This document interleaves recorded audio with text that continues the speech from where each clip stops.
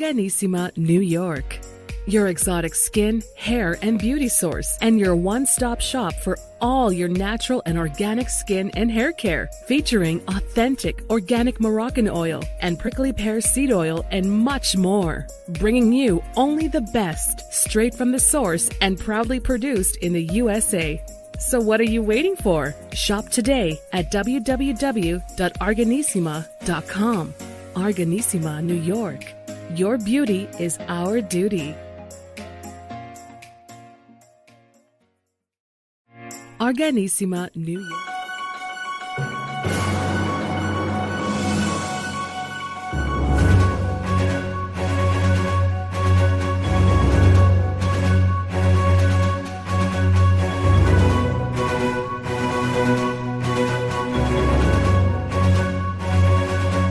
Welcome back to the iHealth channel, iHealth Radio. Another climb to your prime with Dr. Heim, all the way straight up from Australia with your host, hurricaneh. Dr. Heim, how are you? I'm well, thanks, Hurricane. How are you? Oh, I am terrific. I had been looking forward to this. I know we pushed it about a week. I had to take a little R&R time, so I'm back. And that's good. I hope your holiday was great. It was just relaxing. That was the best thing. You can't get anything better than that. Sometimes we need to just relax and decompress and get refreshed again. That's it. Yeah. So, Dr. Heim, this is your session. This is a live session, and we can talk to people. Hopefully, people can call us at 848-482-8052. And we have questions that we've received from folks. And so I guess without any further ado, I will start with the number one question I have on the list. Are we okay with that? We're okay. We're okay to go. All right. So I guess this is a pretty basic one from Matt. The question is, what are the main warning signs of someone having a mental breakdown? I'm sorry I laughed, but it sounds pretty basic, but I'm sure that's a pretty deep discussion right there. It will take an hour. It actually is deep. It actually is a deep discussion because I know what Matt's asking. Matt actually knows the sign. You get anxious, you get stressed, you get low, you start having suicide thoughts. But the question is, at what point do you do what, right? So obviously, if your life is in danger, if you're finding yourself actively suicidal, you need help. We need to save your life. And that's when you need to go and see somebody. But what happens along the way? Because we actually don't want people to get to that stage in the first place. And so when you notice that you're just a bit different than you normally are, and by that, I mean your mood is down, you're a bit more anxious, your thoughts are a bit more paranoid, and people around you are noticing behavior changes, that's the time to take a bit of stock and going, whoa, what's happening here? Am I under particular stress? And then the first question is, what can I do about it? Do I need to take some time off? Do I just need to sit by a river? Do I just need to sit with a good book? Do I just need to think? Do I just need to have a good meal? Do I need to make sure that I'm getting enough sleep? Then when it's getting to the stage when people are really concerned about you, always listen to the people around you, because people around you care for you and they will let you know when there's something going wrong, because it's not just for you that you're around, it's also for the other people. So if somebody says, hey, I'm really concerned, please listen and listen to what that person thinks that you need to do. You may need to see a doctor. You may need to take some time off. You may need to sit and have a chat. You may need to make a phone call. But before all of that, and this is where I drag it into my area, Hurricane, is we're into preventative mental health. We're into seeing what we can do before we get to that stage. Because you know what, during this pandemic, we are all carrying an extra 20 kilos of anxiety and another dollop or two of depression, sorry to say. And because of that, we do have to watch it. So Matt, thanks for the question. Well, thank you, doctor. And actually great insights. And it's funny because you mentioned about the anxiety from the lockdown and the pandemic. The next question from Sam from California literally touches right onto that and says, what are the psychological effects of the pandemic during the lockdown? Yeah. Sam, this is huge, because we are in lockdowns because we want to do all that we can for our health. but there's a cost to that. And the cost is actually to our mental health. And I suppose what we do in psychiatry is we see that if there's something wrong with the physical body, that has to be taken care of first. It's no use treating somebody's depression while they're having a heart attack, right? You don't look at somebody's anxiety while they're bleeding. So you don't look at somebody's mental health when there's an illness going around that is making people very sick and is killing people. So yeah, the pandemic comes first. But the lockdowns that we have put ourselves in to overcome this pandemic is costing our mental health. And this is what I find really interesting, Hurricane. It's costing us a lot more than we expected. So in other words, we are now living in an age of hyper-individualism where we're all on this planet together, but we're kind of living it all ourselves. But what this pandemic has taught us is when we go in isolation, we miss the people around us. We miss our friends. We miss our family. We miss touch. We miss hugs. We miss looking at people face to face. We even miss just being able to have that possibility, even if sometimes we can't do it. So in other words, we used to take that for granted. And the cost has actually been enormous.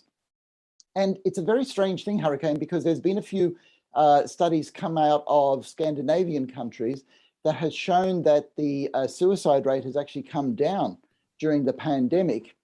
And I just don't believe the studies, or it was just on a population that were protected in that. Perhaps in Scandinavia, they're all enjoying themselves, cuddling up in front of a fire with a candle on and having a nice warm soup, whereas a lot of us are actually isolated. We're by ourselves. We're not talking to people. So in that situation, the anecdotal evidence and the actual evidence coming out has shown that anxiety, depression, and suicide are on the way up. So the real cost, Sam, to the isolation is anxiety, depression, more addictions because people are trying to cope, and unfortunately, more suicides. Thank you, doctor.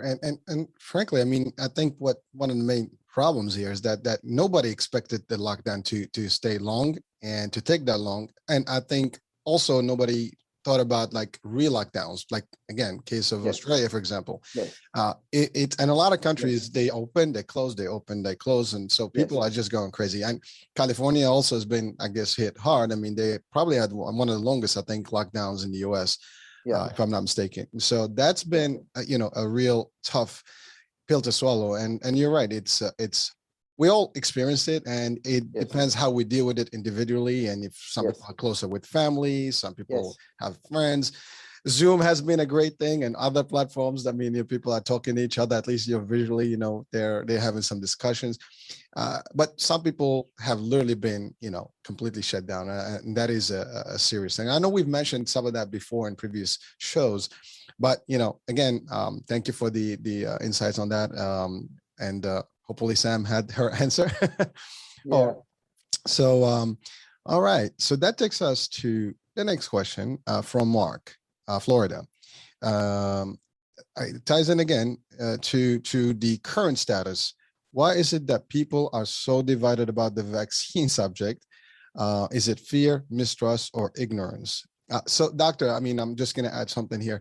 I know when I read that question, I was literally like, it's an interesting question because that is really the next thing that we're dealing with right now. So vaccine or vaccine.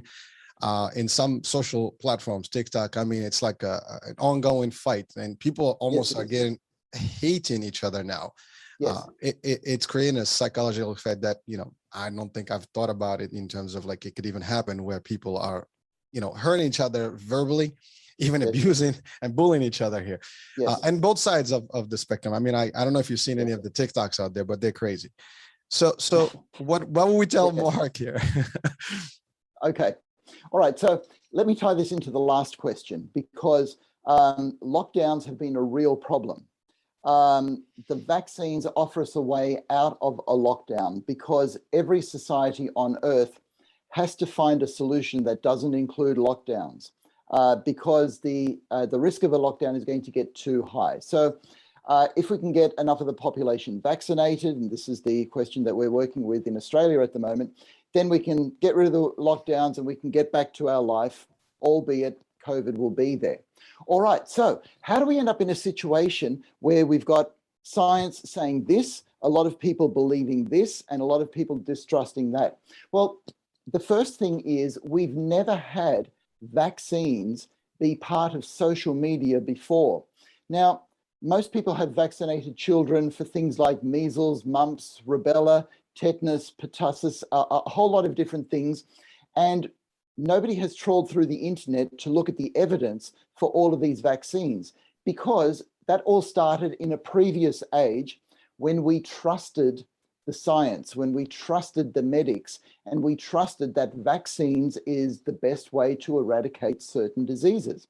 And Hurricane, just here I've got to say, if there's one thing that medical science has done well, it's vaccines. We have just overwhelming evidence that it works. However, everything is at a cost. And the thing is that all the vaccines that I mentioned there before came at a very small cost, right? So one of the costs is if you jab a baby in the thigh with the vaccine, it's going to hurt and the baby's going to cry. That's a small cost, right? There are larger costs. Some babies, toddlers, may end up getting very sick, and the incidence is very, very small. It gets to be 1 in 4 million that has an adverse neurological event due to a certain vaccine. And right there, I've got to talk about the difference between an individual basis and a population basis. Vaccines work when we look at the population level. When everybody's into this, all of us do well. But the trouble is you're going to get a very small amount of people, 1 in 4 million, and I'm talking about rates of autism after certain vaccines when people are very young. And even that is a debated question in science. But the cost to an individual, if you're the family that gets that adverse effect, you're carrying a huge cost. So for that individual, they are carrying the cost for the benefit of a whole society. Now, if we wind forward to our present day, where we're all living a very individual life, we like our individuality. And so we see life from the point of view of an individual. And so the question of what's the benefit to me of this particular vaccine, the benefit is not as great as it is to the whole population. And then people say, well, what's the risk to me? Well, the risk to an individual is actually a little bit more than the risk to the whole population. And we have actually moved from being community-minded, where we would all strap in together and make some sacrifice for the greater good, to a very individual way of looking at life, which is what's in it for me? And that is clouding the debate. So there are a few things. There's the information. There is the sense of population versus individuality. And then there's another thing which we may or may not get into, and that's how belief works in the brain, because we're seeing a few strange results in that as well. But I'll just pause for a sec, Hurricane, and give you some airspace. No, thank you. And listen, I mean, I've been literally watching this debate, closely, and I again, just my 2 cents here. What I've seen is that there's a little bit of mistrust, as the question asks, in terms of, to your point, I mean, vaccines existed for a long time, and a lot of people, for example, the debate, they say, well, measles and all the other ones, I cannot give them, I cannot still get them once I get the vaccine. And I think some of that is being spread out there as I guess propaganda, and some people really believe that is the reality, that this is a different vaccine, and there's a lot of strange discussions about it's a fake vaccine, it's not working, it's gonna do different things, you're gonna glow in the dark. We have all these other theories out there, which I think psychologically, I mean, they might be worth a discussion while people are thinking that way. So I mean, it is an interesting, and I think it's not going to stop anytime soon, because you have that, then you have different governments. There's also the feel of the government, how people are talking about, how the government is dealing with it, which is also difficult, because when you get into that government and discussion of politics, it gets even tighter and, Yes, right. and more dangerous in terms of opinions. And I think that's the other part. I think it's been so political overall since the beginning of the pandemic that it had literally created a divide. And there are people that I'm up, well, some of these comments I've seen, or like videos, people are literally like, saying, I don't care about you, and things like that. So things that you would not say in a normal world. And right. The effect is just tremendous, I think, across all nations. And this is just from parts of the world that that we observe in TikTok and stuff. But because TikTok is global, I've seen it in all different languages, and it's the message almost consistent. And you have the different groups that either have one extreme opinion versus the other. And the other part, I think, that is interesting is that in all topics, people respect each other's health. I mean, there's this debate about HIV, and we all know that's been over 40 years now. And, it has been so protected in terms of information on HIV, who you can't go out there and tell someone who has it or not. And then all of a sudden you have a vaccine, and you have everybody wants to know that you have it or not have it. Then it adds up in terms of, I guess, economics, because now you have cities that and even countries that implemented vaccine cards, vaccine passport. It infringes on I guess, liberties. Now that adds up to the other part. So it's all, playing the psychology here. And I think the effect is just it's almost an avalanche of effect. Well, it is. And what I actually want to do is unpack some of that avalanche so we know what's going on in the brain with belief. Please, thank you. Because it's really quite complex. So the first thing that I want to say, a lot of this has to do with trust. Belief and trust are closely related. So if you believe that you lost your keys in the house, you will look for your keys in the house, and that's having faith that you will find them. And then you trust that when you get your keys, they will actually start your motor car. So there's a relationship with belief, which is in the brain, which goes through faith, which starts to motivate your actions, to trust, which has to do with when you do actually do an action, right? And they're all connected. Okay, so trust in the brain is mediated by oxytocin. So oxytocin is the brain chemical that also mediates love. Love and trust are just the very things in our society which are going down. And so the problem is that when oxytocin starts going down, because you haven't had the love that you actually need on a day-to-day basis, you become less trusting. When you become less trusting, you show less love. When you show less love, you've got less oxytocin, which means less loving, less trusting, and you're in a vicious cycle. And all of society, Hurricane, are in this vicious cycle at the moment. And that, I believe, there's that word, believe, is one of the reasons why people will go onto social media and say, I don't care about you. So they actually are trusting less and are loving less because of the situation that we're in.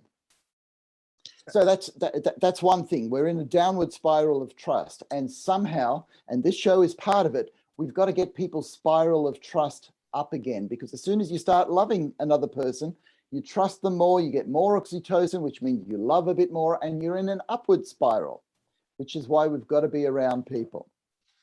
And Doctor, thank you for that, because you mentioned this obviously the show is one of the purposes to give people that good advice and give them something to really get them back into the right mode. But, it's funny because historically we've had tragedies all over the world, right? You had terror attacks and a lot of different things, earthquakes and hurricanes. I mean, recently we just had a couple of hurricanes in the States. Yes. And sadly, in those events, and I've seen this in real, in person, where people come together in tragedy. Yes. And they help each other, support each other. I mean, the tremendous support I've seen in 9/11, I've seen it in Sandy and Katrina, and all the stuff was, big, and all around the world, earthquakes and so on and so forth. But then in this particular case, somehow that did not happen the same way. Okay, I'll explain that, okay, because that's a very, very good point, Hurricane, because you're right. Whenever you have catastrophes that are local, and we lived in a city that had terrible floods, people come together, strangers help each other out. That is natural in humanity. So the question is, why isn't it happening now? Well, the answer actually is, number one, it is. If you saw, let's say, Columbia Presbyterian Hospital in New York City, this time last year when New York was going through a terrible time, people were working together. There were some people that were getting the sandwiches together, some people that were getting cups of tea, doctors that were helping each other out. It was beautiful. So why do we not feel that? Because the internet is not real life. All of a sudden, you, and I'm sorry to say this, Hurricane, are less human to me than if you were standing right in front of me. If you were standing right in front of me, we would work together and we would put in a plan to help each other out, help the neighbors around here, help people in the community. But through a screen, it's actually dehumanizing because, and again, I bring this to brain chemicals, we're not feeling the love. We're not feeling the oxytocin. What screen technology does is fill us all with dopamine, right? Which is the pleasure chemical. It feels good to watch things on YouTube, TikTok, or to put your own post up there. You get this feeling of, oh, that feels really good. But you don't get the oxytocin, hey, I am together with everybody that I am talking to. And unfortunately, this is what leads to cyberbullying, which leads to people saying things that they would never say to somebody's face. And it leads to this situation where we're actually, it sounds like we don't care for each other, but if we were actually all in one room, we'd start caring again, Hurricane. Doctor, it's so interesting that when you break it down to the chemicals in the brains and how they operate, and that's the reality of things. Yeah. It's totally, you're right. I mean, obviously the different, chemicals themselves have different reactions or actions, right? Yes. And so you're right. I mean, when we're in a room, and that's the other thing, people also tend to be a lot more cautious if they're really in front of somebody. They will not sometimes, tend to state things that they probably would be more willing to say if nobody cares. They don't know where I live. Nobody knows about me. I got a fake account, that kind of thing. So people can say whatever they want because they're all of a sudden brave enough. But you're right. Yes. The fact is the different, hormones, I guess, and the chemical reactions that happen when you're in front of people with the energy level and all that stuff that's being exchanged is different than if it's not. And by the way, no offense taken. I know it's not the same. I try to, project the energy here, but I know that. Oh, no. It's great. Your energy is fantastic, Hurricane. And look at you, Hurricane. You're a buffed up guy, you see. So if I was in the same room with you, if I would say something really offensive to you, you could take a swing at me. And so what happened? No, I understand that. But when we get together as people, we sort of go, oh, there's another human being.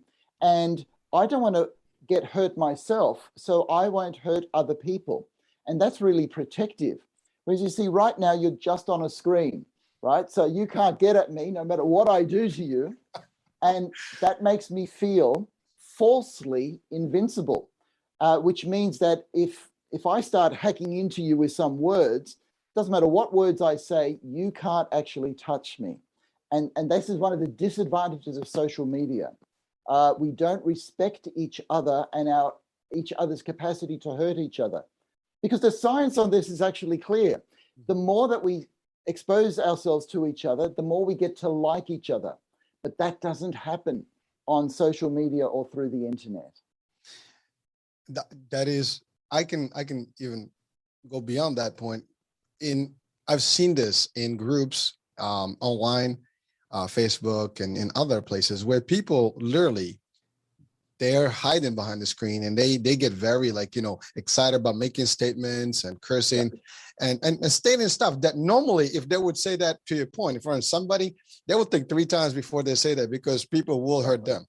And because they know they're untouchable at that point, and it gives them that false sense, I guess, of power, and they exercise this the way they are. But it causes an energy, I would say not an energy, but a wave, because some other people are very, very, I guess, gullible, and they'll take that information, and it gets to them, and either it creates a bad false of information on, for them, or even they start thinking along the same lines. So when you're watching a lot of and the other part that I've noticed is that it's the way the social media works. If you watch a video on social media, now it will feed you more of it. That's right. That's right. So if you see positive, you're going to see a lot more positive. You see negative, it's somehow, as soon as it captures that you've captured 1 or 2 videos that are on this line, it almost kind of like shoots the same energy back at you. And only the videos that come up, or the TikToks or any of the comments, it's just the algorithms work that way. And so you will really get flooded. And if you're weak, mind, spirit, body, whatever, you will absorb that faster. And I think that's what causes, the reactions and more of the divide. Or yes, if it was the other way, it would be obviously the positive, end of it. But it works both ways, unfortunately. Well, it does. And it actually works. And we've got studies to show it works more on the negative. Our minds actually work more on the negative because we have more to learn from things that we do wrong. And we need to survive this environment. So our brain is constantly telling us what not to do. And that's one of the key reasons that all of our brains are actually negative. We talk about a lot of positive hype, but that's not actually what goes on in the brain. And the other thing is this feeds into our beliefs because, as you said, we are all in echo chambers where you watch one video and then you get fed the same ones. So you're getting a feeding of information on one line. And beliefs are actually very malleable inside us. We like to think that they're strong, but they're actually not. They're very malleable, and beliefs are not actually based on reason. They are based on our emotions.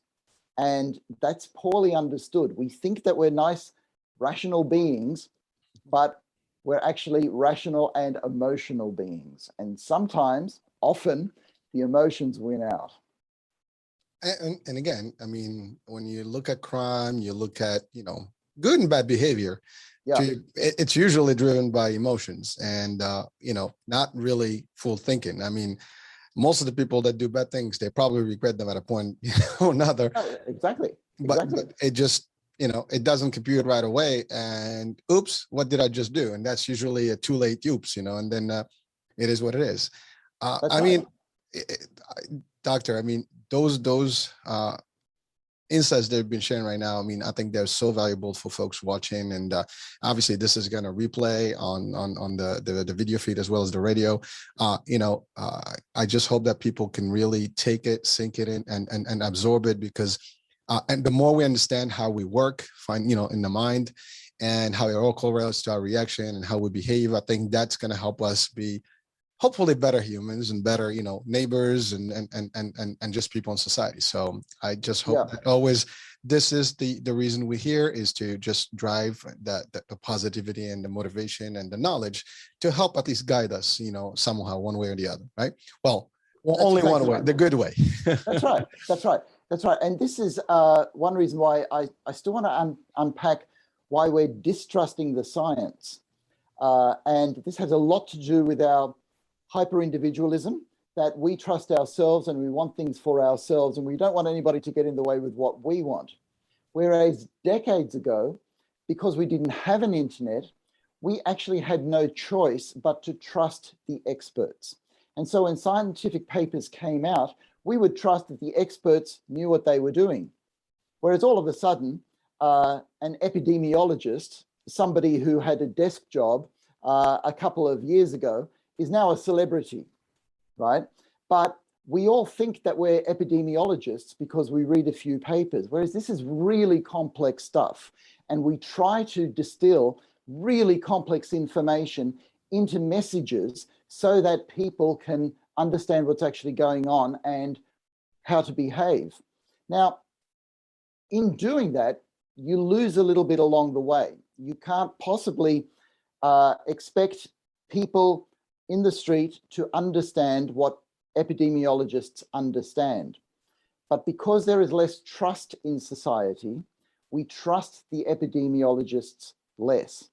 And by the way, Hurricane, I'm not just saying that we should blindly trust people, right? But their epidemiologists have their own way of keeping themselves to account. If there's, let's say, a rogue epidemiologist doing something strange, right? A whole lot of other epidemiologists will let them know that that's what they're doing. And that's why consensus in the scientific community is actually a safety net to make sure that we as the general public do not get led astray too much. Because is there manipulation of information? Sure. But the most manipulating thing is actually the internet, because the internet is designed to feed off our emotions, to keep us on the internet so that other people can make money out of us. Well, I mean, it is a fact, and no one can deny it. I mean, you can think of something. I might speak right now on something, and Google will know exactly what I want and get an ad right now. That's right. That's right. Well, you know, it's interesting. You're talking about the trust in the science, the specialists, I would say, and I think what I've noticed also, there are some doctor groups, I would say, that are on both sides of the spectrum. Now, maybe there's lesser of one side than the other. Some are trusting the concept. There are messages that are coming in from, either pharma folks and so on and so forth. They might have a grudge. They might have other reasons. But that's the thing. People are making statements and people are feeding off that. It's almost like, that's right. People are choosing what to feed off. And some people are choosing one side versus the other, which is always going to happen. I mean, people always side somewhere, right? Yeah. It's just where they wind up. I mean, some people stay in the middle, trying to watch what's going on in the debate, but a lot of the fact is that most of the majority is going to go one way or the other, and I think that's usually what happens. Yes. But it is a current fact, and I think maybe you and I will be obviously watching this longer, and we'll probably have more discussions about this and where it is, and hopefully when it ends. And maybe there will be some more studies to give us real insights as to what's happening. I mean, there's again, like there's so much theory out there about bad things, and I think what it causes is fear. And like, for example, you look at the VARS, right? For all the adverse reactions, and it is claimed that it has a certain amount of deaths from the vaccine stuff. But again, there's deaths on both sides. And then there's the fact that, for example, well, you can still die with the vaccine. You can still give, the disease, if you're vaccinated, you still have to wear a mask. So people's like, well, why and why not? And I think that's the other part, because normally with old vaccines, even a flu shot, you do it, it works, and you're good for the season. Now, no one ever guaranteed a flu shot before, and it's very clear that it doesn't cover all the flu strains. That's right. And certainly it's only a certain capacity to certain populations, not everyone. So we know that. And but to your point earlier is that a lot of these vaccines were done a few centuries ago, or maybe like 60 plus years ago, and so. We've grown to be conditioned to them. We all had our vaccines since we were kids. We all have our shots until we're kids in high school, and then basically that's I think that's where it ends. Like my kids are teenagers, so they just finished their shots. But that's how we've been conditioned to it. So nobody questions those. But because this is, to your point, new, and the Google and the technology that we have and the internet is got more than just the scientists in there. So common folks are actually part of the discussion and opinionated. And they share that, and it causes a little bit of a dilemma. It does. So what I want to give is, let's say there's an individual listening out there that sort of goes, oh no, what am I going to do in the midst of all of this? How am I going to make decisions? Excellent. So I want to give an individual like that a way through all of this. So firstly, I need to make a distinction between getting information and getting shock value for your emotions, right? So once you've got information on the vaccine, right, if you keep going over the same information, listening to other opinions and going over and over just for a little bit more information, you're not actually getting more information. You are falling into the trap of letting your emotions lead you down a rabbit hole that will lead you towards more fear and more emotions, but no more information. So And the information is really quite easy to get. And I'm talking about dissenting information as well. So I'm not here to tell people, follow the party line. I believe that if you think for yourself, that you will come to a reasonable solution for you based on your situation, where you are. So the first thing you do is you look at the information that is being brought to you by your government agency. So the Centre for Disease Control, see what's on that website. See what's on the WHO website. So go to all the trusted sources first. And then you go, all right, can I trust these guys 100%? And we're all human, so the answer is going to be no. You can only trust them 96%, which is pretty damn good. So for your other 4%, look for some dissenting views and read them. And then once you've read them, you make a list of the pros and cons of getting a vaccine for you. So at the moment in Australia, we're in that precarious position where we don't have enough of the population vaccinated. COVID is starting to rip through the community. So we are vulnerable. In that situation, I looked up the information for the vaccination, the risks that I would have by having the vaccination, and the risks that I would encounter were I to get COVID, and I made the decision to get my shots. So I have been vaccinated, and the people around me tend to be vaccinated because we look at the information and we make decisions based on scientific consensus. Now, I'm not saying the world's perfect. I am not saying that commercial interests do not influence things. When there is a scandal like there was last year in our top medical journal, The Lancet, published a paper on hydrochloroquine and then retracted it, okay? That means that a paper got through a whole scientific process and something went wrong. Now, that is a major scandal. That's kind of like a president having an affair, right? It needs to be investigated, and you need to know why this happened, what went wrong, right? But the scientific community has things in place to make sure those things get talked about. And because this is new, information is always evolving.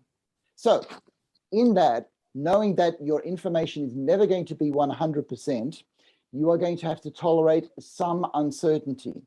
You're going to have to trust somebody along the line. And so the question is, who are you going to trust? And we all tend to trust our mum. We all tend to trust the people around us. And so quite seriously, I mean this quite seriously, ask your mum what you should do, because she cares for you. And she's going to give you an emotive response based on the fact that she wants to see you alive. And these are not rational arguments. The information is rational, but then the emotional arguments are there for the decision based on what is going to keep you alive for the longest. But you have to stop listening to a whole lot of social media to be able to make that decision.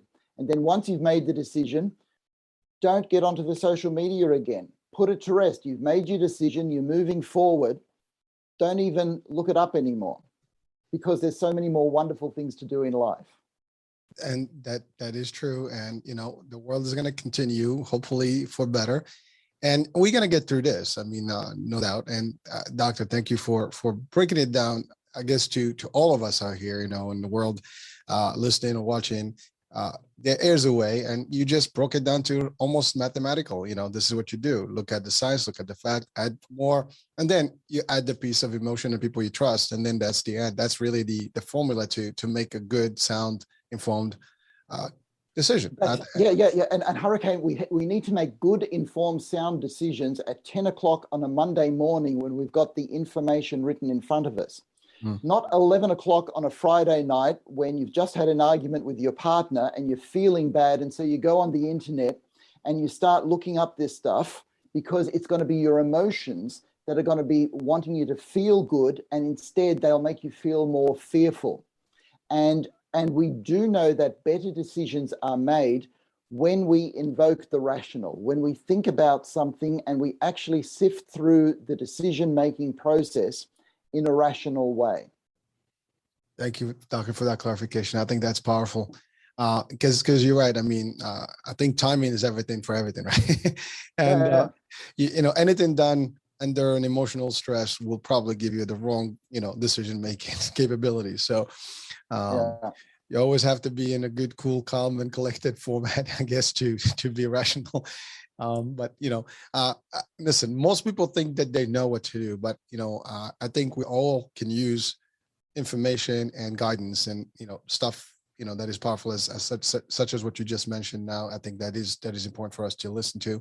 And again, at the end, people will have to make their own call and decisions. But again, listen, do your research, and limit, you know, the negative influence. And to your point, I mean, if you're going to listen to a lot of bad social media, that's kind of just keep, you know, feeding you the wrong stuff. And it's not going to change anything, as you said. It's not going to give you more information. It's just going to keep you more emotional. Yeah, and a decision made on a decision made on emotional bases tend not to be good. So when I admit somebody into hospital who's depressed and suicidal, often they're telling me, right, I'm going to quit my job, I'm leaving my relationship, and I'm going to move interstate. And I'm going, hold it. This is not the best time to be making big decisions about your life. Write down what you want to do. And we will talk about it in a few weeks when you're feeling better, when you've got more information, when there are people who care around you, talking to you, and when your frontal lobe, your rational side of your brain, is working a bit better. And we'll revisit those questions. And we'll look at the pros and cons of each, and we'll come to a more considered decision. And people go, oh, okay, yeah, that makes sense. So in a way, we all have to do that, because it's when we're in an emotional state, we feel like making big decisions, but they're not the best decisions.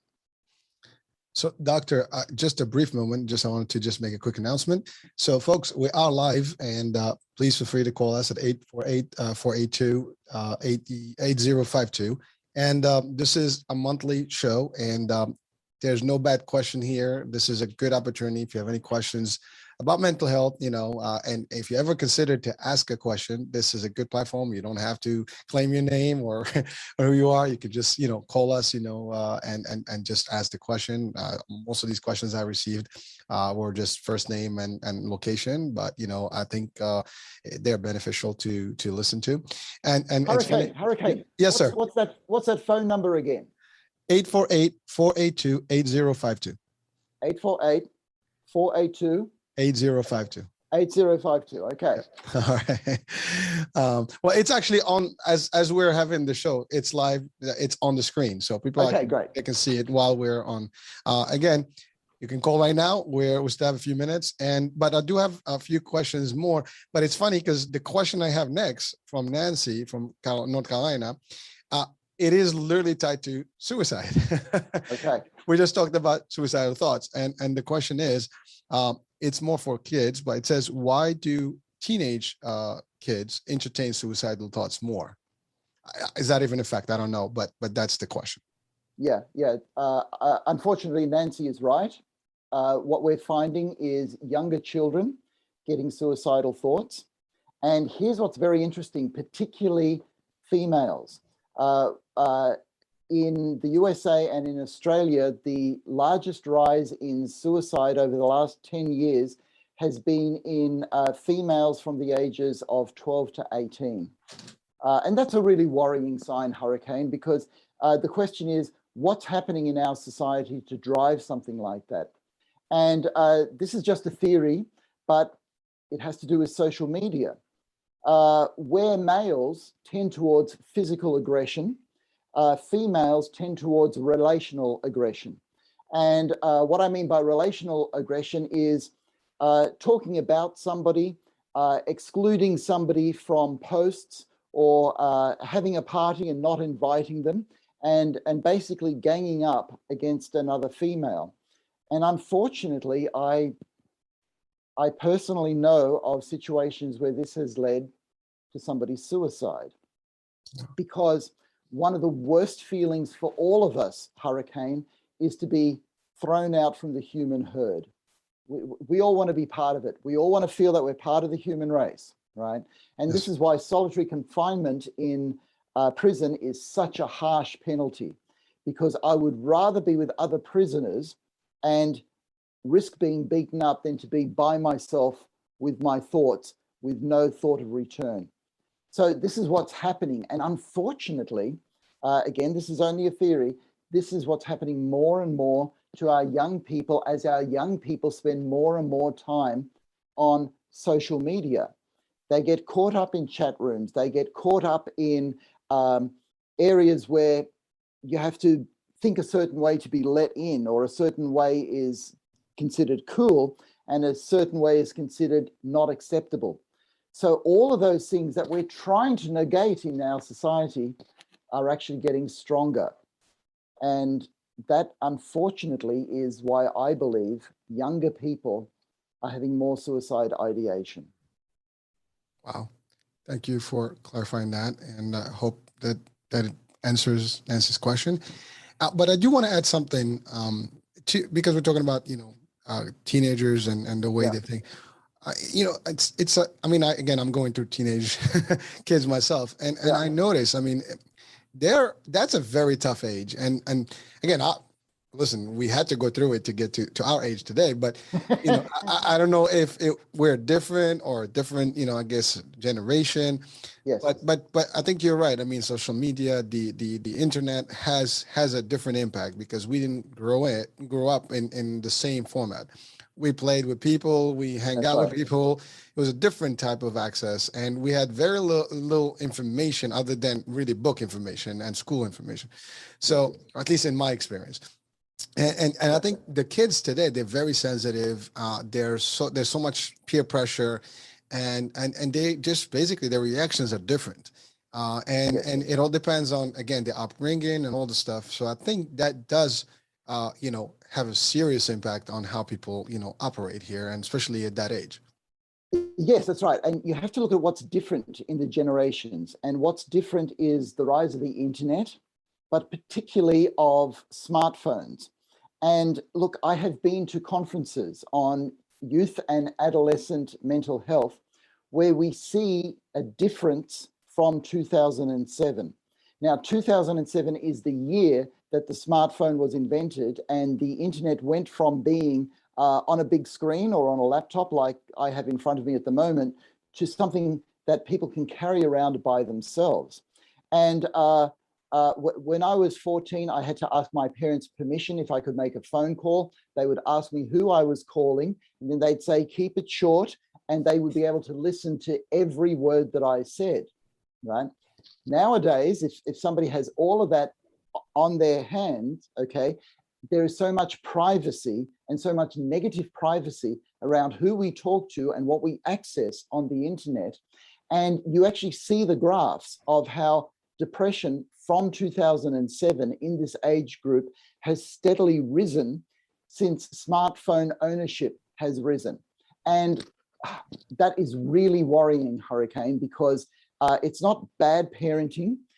It's not something in the food, but it is the main difference, and it is social media. And we have yet to face the right way of handling this, because you also mentioned information.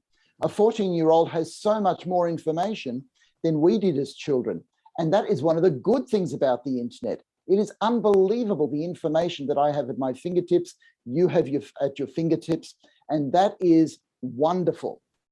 But there's this side effect, and that is aggression based on relationships and what we were talking about earlier on, that you can actually be aggressive to somebody on the internet and it doesn't feel like you're pushing a person.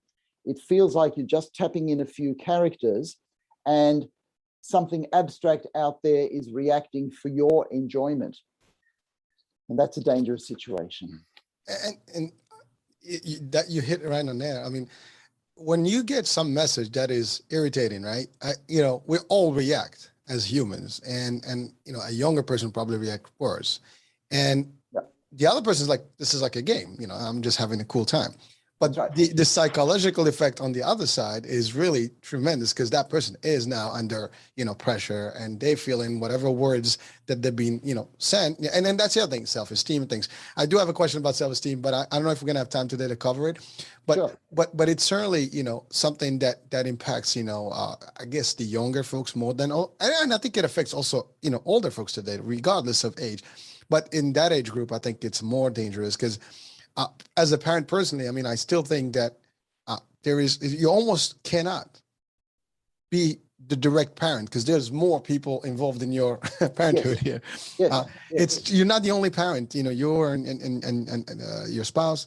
It's not that. There's more. Everybody else is involved in really your kids' upbringing right now, and which is, I'm not really happy about it because it's dangerous because you can feed one way, and no matter what you do, other people are feeding a different end. So you're always constantly fighting that tide, and that's a problem. Yeah. Okay. So I'll speak to that because again, I want to leave people with practical things that they can put in place to work against this. So let's say on the internet, if you get a derogatory comment based for you as an adult male will still feel hurt because of that. Now imagine you're 13 or 12, around the time when you're just shaping your identity, when you're just coming to grips with who you are and where you may belong in a world. Your body's going through some really strange development and you're not sure of who you are, and you get those sort of comments, and because they're black and white in front of you, you actually get hurt a whole lot more by that. And that's why this is such a difficult age. Okay, so what can parents do? So the first thing to do is there has to be a time in the evening when internet usage stops. No internet and no iPhone in the bedroom, right? And I actually encourage a living room space where everybody does their social media stuff all together. So you can hear the conversations that your daughter's having or your son's having. They can hear the conversations that you're having. You can listen to whatever YouTube or TikTok videos you're listening to. And what this does is it encourages a sense of community without excluding social media and without excluding the internet. What you want to exclude is that privacy, those secrets. Now, the objection that you're going to get from your teenage kids are, oh, mom, oh, dad, everybody else lets their kids do that. Don't buy that argument because it's not actually true. There are a few kids that have those sort of privileges. Most parents are actually worried and trying to do something about it. So the thing to do then is to ring around all your children's friends' parents to say, okay, this is what we're doing. We're having common time between 7 and 8:30 every night. We're all on our devices. If we all do the same thing, then we can say, no, they're not, because Sally's family are doing exactly the same thing, or John's family are doing exactly the same thing. Because if you grew up in the 60s or the 70s, most families were doing exactly the same thing. Now we don't even know what other families are doing. We don't know what the routines are, but you can build a sense of community through parenting. Now, I know this takes a lot of organization, but hey, the payoff for the kids is just great. Listen, that is powerful advice, and I hope that people watching, I mean, I certainly will try to implement, but certainly I'm sure other people, and I know it's not going to be easy. It's going to be a debate. No, it's hard. It's hard. Yeah, and I mean, luckily, I mean, my kids have limited, I guess, direct friends or close friends, and we can certainly talk to their parents, and maybe that's a strategy we can play with. But you're right. I mean, there's more. I mean, sometimes I watch TV and I watch these movies, and whenever there's a teenager in a movie, one of the main themes that I've seen in the last decade plus is that there's always that reaction of privacy, close my door, do not come to my room, you can't tell me what to do. So there is, besides just internet, I think also in the media, in the movie industry, there has been a big focus. If you look at movies in the 60s, 70s, 80s, and moving on into the current years, you'll see a change in the way the teenagers were portrayed in the movies and how they behaved. And I think that correlates exactly to today's reaction and how the teenage, community works today. So it's a challenge, I think across everybody, even Yes, it is. culturally, you believe in a particular thing, you want to teach them a certain way, and you can't because everybody else again is teaching the culture and the religion and everything else. It's a tough world. It is a tough world. And one of the mistakes, quite frankly, that we all make is that we accept what's going on today as the norm, right? And I'm going to finish off with a little story here.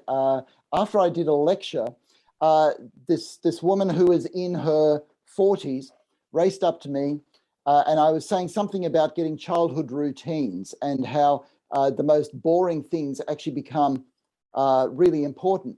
And she said, look, I just want to let you know, I grew up in a Jewish family, and every Friday night, my parents made me do Shabbat.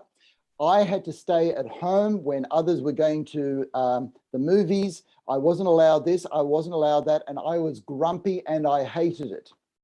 And then she said to me, now I realize that was the best time of my life. And I am teaching my children now that they have to do Shabbat every Friday night. They are going to be with family. They're going to hold hands. They're going to say prayers. They're going to eat a meal together. And if they say that they hated it, I'll say, so did I, but you don't know it. This is the best time of your life. Because you know what, Hurricane? That's the best time of life. Well, I tend to agree to that policy. And you're right. I mean, we all look back, and I do this exercise myself, and I tell that to my kids that when we go back to when I was a younger kid, right? And there was some things. I mean, it was a little. My parents were tough with me, and I wasn't a bad kid, but still, you can argue in school, you can do things. You had to do things the way you had a curfew, all the things, right?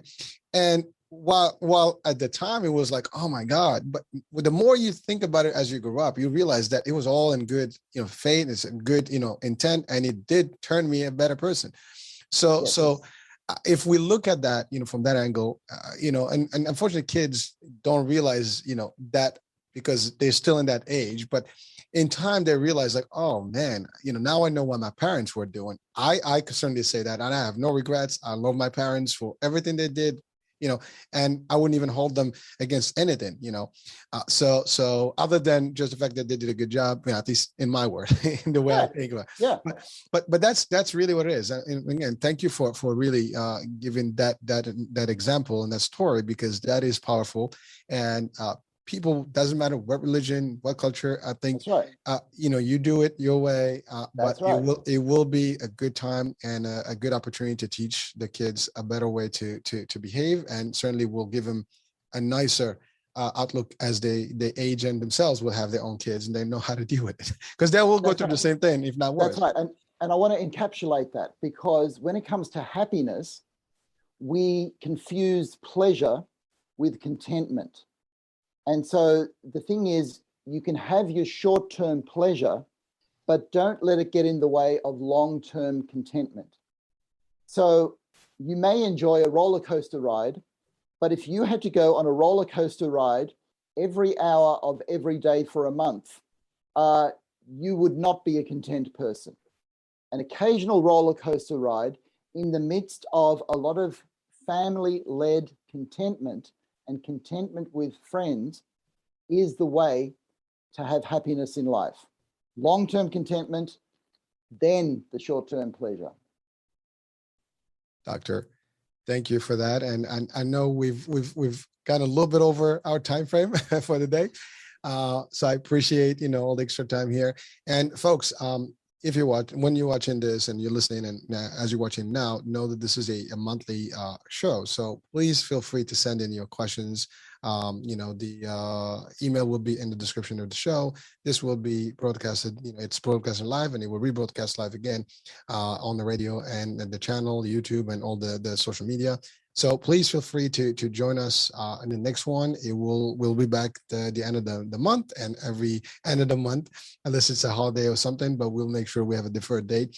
But Dr. Heim is always looking to bring in some value to folks all around the world, and we're really getting the real thing here from a world famous doctor that specializes in real stuff that handles that deals with our society and our issues and can help us be better, live better, and happier.